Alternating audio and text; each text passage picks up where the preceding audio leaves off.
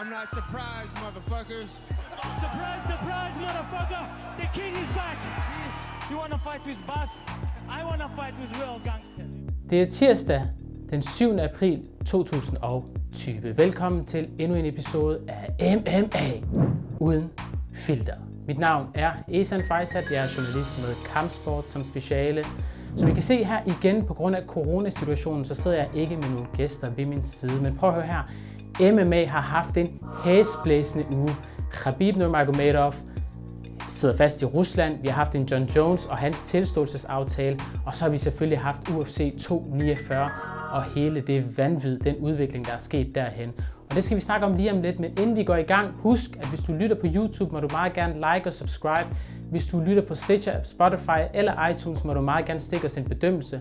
Og til sidst, så bare the word of mouth. Spred ordet, og så kan vi nå ud i verden på den måde. Lad os så komme i gang til det i virkeligheden handler om. Med mig over Skype, den tager jeg på engelsk. With me through Skype, I have one of the best MMA journalists in the game. Scratch that. He is the best MMA journalist in the game. He is of course with ESPN. You also know him as the voice of the Helwani show. He is of course Ariel Helwani. Yes. How are you, my friend? I'm good, brother. How are you? I'm doing great. Good to talk to you. Hope everyone's doing well over there in Denmark. Everyone is doing well these days here. Of course, we have a difficult situation here. There's a lot of change going on, and we have to be careful, everybody. How about you guys? How is your and the closest one to you? Yeah, everyone's good, thank God. My family in Canada, my family here in the United States, everyone's doing well. Everyone's healthy. Very busy. I feel like I'm busier now than I ever have been with all this talk, but I can't complain because I know a lot of people are, wanting to work, and I also know a lot of people are looking for an escape. They're looking for, non-coronavirus things to think about, to talk about, to read about. So I'm happy to provide that service as well. Exactly. As soon as we think that, well, MMA can get more crazy, can get crazier, it gets actually crazier, right? Yeah, it's a crazy sport, man. It's, I've called it the circus, and I don't mean to say that in a derogatory way, but you hear about the things that have happened in the past, you hear about the things that are going on now, while the entire sports world has shut down. Only in MMA, only in the UFC can these things happen. And I think as journalists, that's what makes it fun. This whole episode might take the cake. This might be the craziest of them all. And I've heard you haven't been out of the house since April 11th, right? Your interview with DC. March 11th. How do you do that? Well, I mean, I go outside, like I play with my kids, I walk around, I go for a run, I live... So you do that? Yeah, but I just haven't gone to the supermarket, to the store, to this, to that. My wife has done it a little bit, but we order groceries, and then I ordered groceries last week, and I spent 3 hours cleaning them with wipes and stuff. I was exhausted afterwards. But this is what we have to do. I actually told my wife, because she is a germaphobe as well, I said to her, you would be very proud of Ariel, because he was wearing gloves at the UFC 248 build-up. And she was like, yeah, I saw him when he was giving fist bumps to people, and I was very proud of him. Yes, I you know what? Hopefully one of the good byproducts that comes from all of this is that we can eliminate handshakes forever. I've never been a big handshake guy. I've always liked either the fist bump or even the bow. I feel like the bow is a very respectful thing. So maybe we will transition to that when this is done. Exactly. Actually, a fun fact, Ariel. Did you know that in order to get citizenship here in Denmark, they just made a law recently, I think it was a year or 2 years back, where you have to shake hands. Because you had some people from Muslim background or some other background, they didn't want to shake hands. So you have to shake hands. So those people who are about to become Danish citizens, they can become that right now until this situation is over. Wow. Well, hopefully they modify that as well. Let's do some bowing. Crazy stuff, right? Okay, let's get down to business, Ariel. What this is really about. Of course, your report at ESPN started on Sunday with you saying that UFC was closing to finish a deal between Tony Ferguson and Justin Gaethje. UFC president Dana White announced yesterday on Monday that UFC is planning to go ahead with UFC 249 at a secret location with Tony Ferguson and Justin Gaethje at the top. Khabib Nurmagomedov is not going to fight, and you have 12 fights underneath that. When that finally was official, when Dana White was saying, well, that's a done deal, what was your initial reaction to that? Well, I'm not surprised now because this has kind of been discussed for weeks, and he's been hell-bent on making this happen ever since everything started to shut down after that Brasilia event. So, honestly, I have mixed emotions. I have on the one side, I think that when you look at the entire sports world and you see the entire world shutting down and everyone being told to stay at home, you think to yourself like, maybe this shouldn't happen. Maybe we should wait. Oh, someone is calling me here. Do you still see me? I still see you, yeah. Okay, I'm just gonna fight through this because no problem.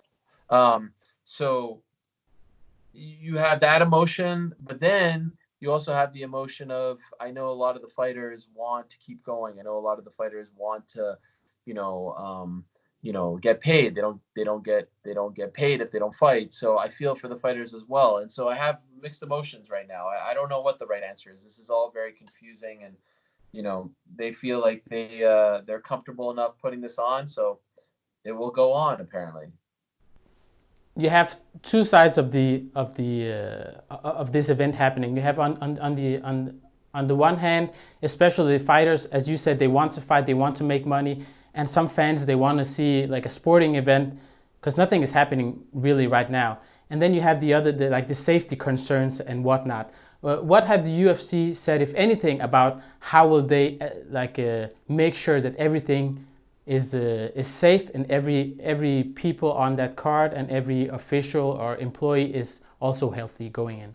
Yeah, I mean, they haven't said a lot. It's been fairly vague, but I think the main thing that they're going to try to do is try to keep it secluded. They're going to just take over this location on the West Coast as far as the United States events are concerned, and keep everything secluded from others. There won't be other people involved. And what I heard was that they'll have the fighters in these hotels, and then they'll shuttle them to the fights. And then when the fight is over, they'll bring them back. But how are they? Is everyone getting tested beforehand? I would be surprised if they would be tested beforehand. I think if you show symptoms, that might be a different scenario. But I'm just getting bits and pieces right now from the people involved. But even the people involved, like the fighters, the managers, they don't know where this is happening, and they don't really know what the actual regulations are and what the procedures are going to be. So they're kind of just finding out about all of this like we are. And the UFC hasn't really come out and stated everything that they're planning on doing. They also haven't come out as of right now and stated where this is actually going to take place. But from what I understand, it will be the West Coast of the US, and now it's looking like California. So, but it would be on a tribal land, so it wouldn't be under the jurisdiction of the California State Athletic Commission. So we've seen events happen there over the years in MMA, and it sounds like they're going to almost take over this location and make it their own. And the UFC president Dana White said in an interview with TMZ that the fighters are being tested before, during and after. But he said tested. He didn't say tested for COVID-19, right? No. I mean, I think that he is implying that they're going to be tested if there are symptoms. My understanding is there's not going to be a blanket test for everyone. It's all very vague. I don't know how stringent the whole thing is going to be. We'll find out very soon, but I think it will be like it was in Brasilia, where they just tested the people if they had symptoms. And I don't know of anyone who actually did get tested. I mean, those tests, as you know, are not very easily available right now. Exactly. A lot of people actually need those tests, and especially in the US where the government is trying to get more of them. And I also saw a report from The Athletic saying that the ringside physicians actually are recommending that no combat sports event is happening. With that report and the talk of going on, do you think that UFC holding this event is actually good or bad for the sport? Again, I have mixed emotions because around the world, everything is shut down. The ringside physicians are saying no. I trust them. Talk to people who are officials, and they have their concerns as well. But then I talk to the fighters, and the fighters say they want to fight because this is how they make their money. So I wish I had a yes answer for you. Obviously, I'm conflicted right now. I don't know how to feel. If you look at what everyone is saying, if you read what people are saying, doctors, officials, things of that nature, the government, I don't know how you can justify it. But then I talk to the fighters who I respect so much, and they want to fight. So I wish I had a black and white answer. I know a lot of my media colleagues are saying, don't put on the event black or white. I don't know how many of them are actually talking to the fighters, and maybe there's a case to be made that even if the fighters want to fight, you shouldn't do this because you can spread it. So I don't know. It's all very confusing, and my initial reaction was like, why don't we just wait a few months and resume when everyone else is resuming? But they have their reasons, and here we are. Let's move over to the sporting aspect. Tony Ferguson and Khabib Nurmagomedov has been booked 5 times, canceled 5 times. Now, apparently, Tony Ferguson is moving over. He's taken on Justin Gaethje. Do you think it's a mistake for from Tony Ferguson's side, saying that, okay, I will move on, not take the Khabib Nurmagomedov fight? No, because we don't know when that fight is going to happen, and we don't know, what's going to happen when things resume. They're going to try to do something else. He stands to make a lot of money in this fight. At the end of the day, why do these fighters fight? They fight for their families. They fight to make money. They fight to provide for them. They fight to put food on the table. So to just sit back and not get a payday after you've gone through a whole training camp, this fight was booked in December, to me is crazy. Like, we're talking about like a salary here. The guy doesn't make money otherwise. So he's just going to sit back and wait till the fall because, Khabib obviously won't fight in the summertime, or at least early summertime because of Ramadan, which is totally understandable. So I don't think Tony's making a mistake. I think he has to do what he has to do for himself, and this is how he gets paid. So there's another fight. He's lucky that the event didn't get canceled so that he can still make that money. And I would do the same if I was in his shoes. How about Khabib Nurmagomedov? How do you think he has come out of all of this? Is he a hero now, or is he actually the quite opposite, or somewhere in between? I don't know if he's a hero or the opposite. I think the biggest mistake he made was he put out mixed messages. Like, originally it was like, I was told the event was happening overseas, so I went overseas and now I can't leave. And then he was told, this is the coronavirus, it's not smart to do anything. And then he said, just send me location. So it's like, which one is it? If he just would have come out and said, I don't feel comfortable fighting, I don't think anyone would have criticized him. Golly, you still see me? I still see you. Okay. If he just would have come out and said, I don't feel comfortable, I want to be with my family, all this stuff, then yeah, fine. But then he said, I can't leave, and then the virus, and then send me location. Like, which one is it? And that's all. And I think Daniel Cormier put it perfectly. Like, it's a confusing time. The same way you're seeing me kind of struggle with answers here. And he was being very honest and open, and I think going through a range of emotions, and I think he was getting criticized here and there. And so it's a very, very confusing time for everyone. And so I'm not going to hate on him for that. I think that, we take a step back and say, how was it handled? Probably not the best way, because it was just a little confusing from day to day to day. But again, totally understand, because it's confusing for all of us. And I'm sure he was dealing with a lot of mixed emotions. I have no doubt that he wanted to fight. I have no doubt that he wanted to get this over with and finally see this fight go through. But, who could have predicted all of this?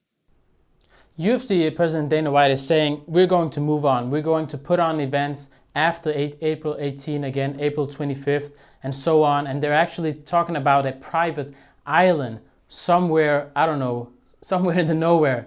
What do you make of that? And do you actually believe it is possible that they will just keep on doing the shows? I mean, if you own a private island, you can, I guess, do whatever you want. So they have a lot of money, and they're able to do this sort of thing. But the logistics are crazy, like to fly people around and to do all this stuff.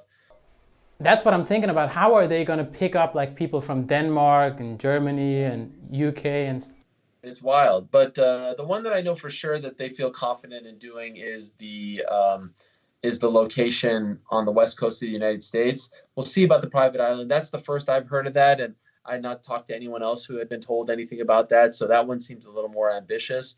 But I think that they could get around the ones in the United States for now, unless someone, really important speaks up. And of course, he's very good friends with the president. So I'm sure that he's talking to him about all this to some degree. The island one seems, wild to me, but. What does that even say about MMA and that we are actually considering a private island to host events? I mean, what does all of this say about MMA? Like, what's the difference between an island and, renting out this location in California or something? I think I've seen a lot of people say like, oh, this will be a black eye on the sport. I mean, I think to most people, this kind of just confirms, the larger community's thoughts on the sport. I don't think you'll see a lot of people in mainstream, certainly I haven't, who have said like, wow, could you believe this? I think a lot of people view MMA and combat sports and cage fighting, if you will, in a different light than they do these major sporting organizations. So we are who everyone thought we were, apparently. And lastly, Ariel, thank you for your time. Jon Jones, he made a plea deal recently, getting some like four days house arrest and some other things as well.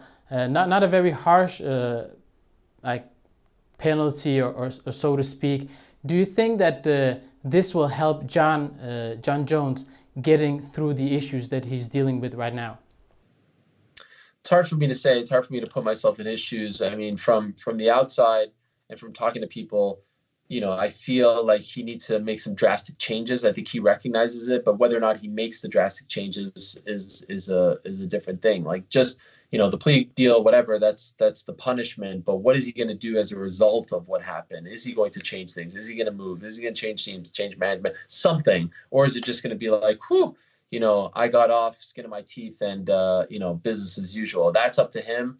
I think by now he has to recognize that he's hurting himself. He's hurting his family. He's hurting his legacy. He's hurting everything.